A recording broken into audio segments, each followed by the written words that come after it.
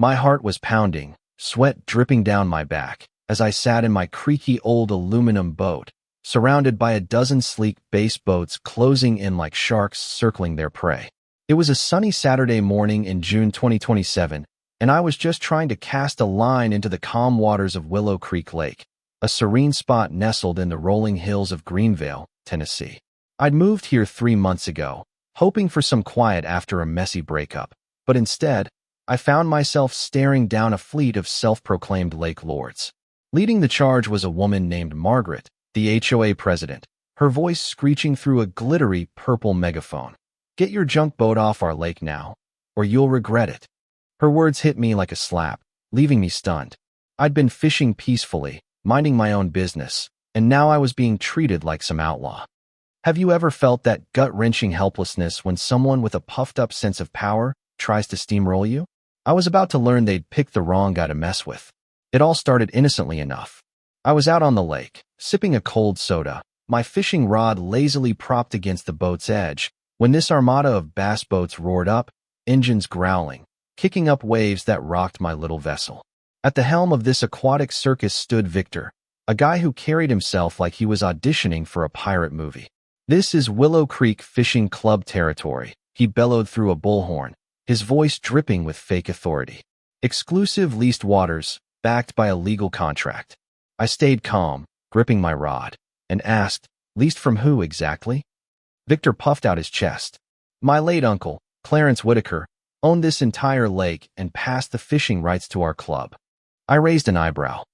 That's a bold claim, I thought, but something about his tone felt off, like a used car salesman trying too hard. Margaret chimed in, her megaphone squealing with feedback. "The HOA fully supports these exclusive rights to protect our community's property values."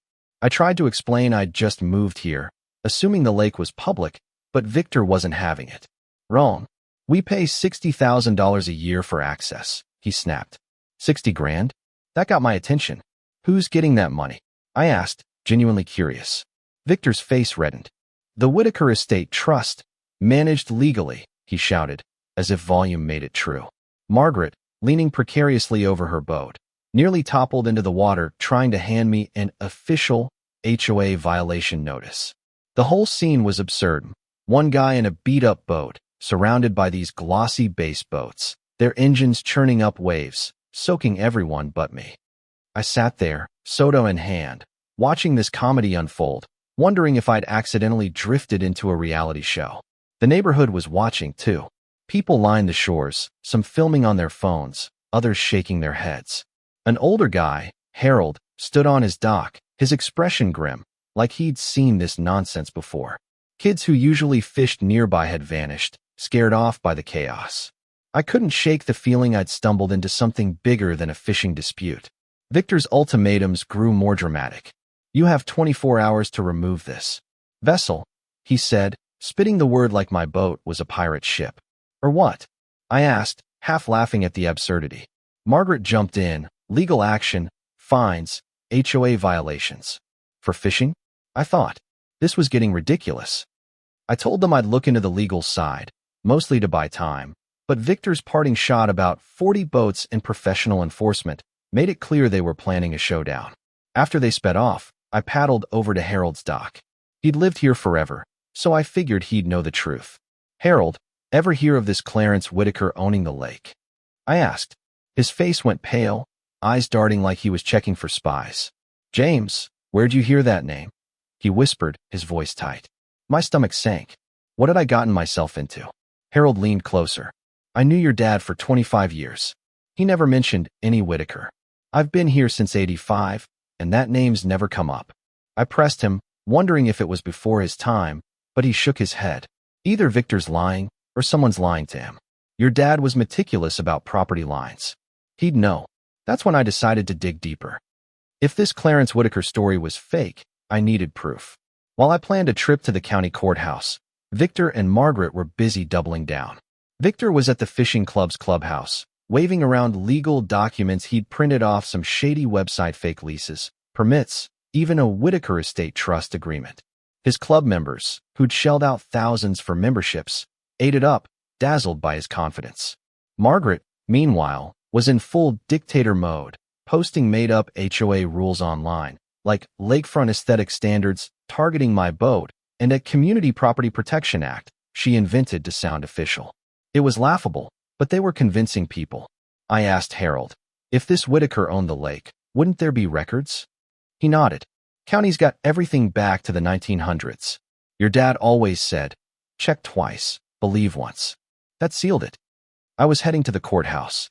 The next morning, I met with Clara, the county clerk, who'd stayed late after finding something odd in my dad's property file. She spread out dusty records dating back to 1890. No Clarence Whitaker in any lake ownership records, she said, flipping through pages. I asked about leases or club agreements. Nothing. No commercial leases, no fishing clubs, ever. Then came the bombshell. Your dad, Michael Reed, bought Willow Creek Lake in 1965. House, land, water rights, the whole lake bed. I nearly fell over. The whole lake. I stammered. Clara showed me the 1965 deed, survey maps, and water rights documents.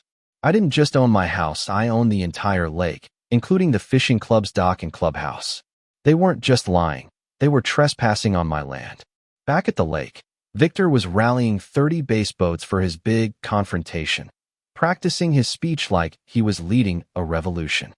Margaret was setting up a live stream, calling it a legal enforcement action, while Channel 9 News tagged along for the drama.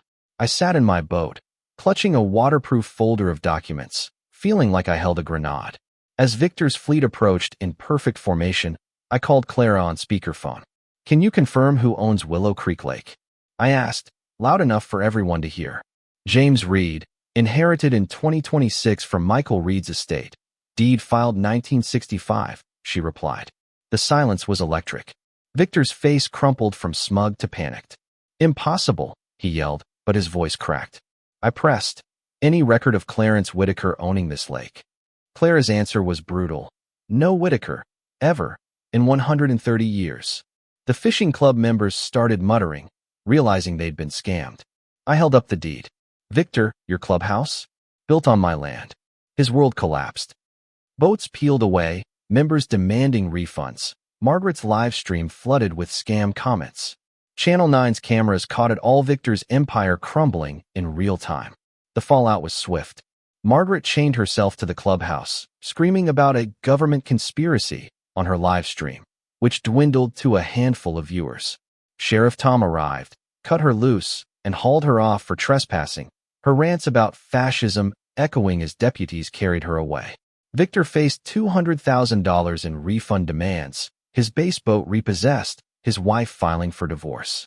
He was reduced to fishing from the shore with a cheap rod, his king of the lake persona shattered. Meanwhile, I opened the lake to everyone, free fishing, no fees. Kids returned with their rods, neighbors threw a barbecue, and local businesses boomed, raking in $80,000 a year from revived tourism. Then things got wilder. The FBI called, revealing Victor's scam was part of a nationwide network of fake fishing clubs. My dad's old tackle box held a key to a safe deposit box, where I found his 40-year investigation into recreational fraud across 15 states.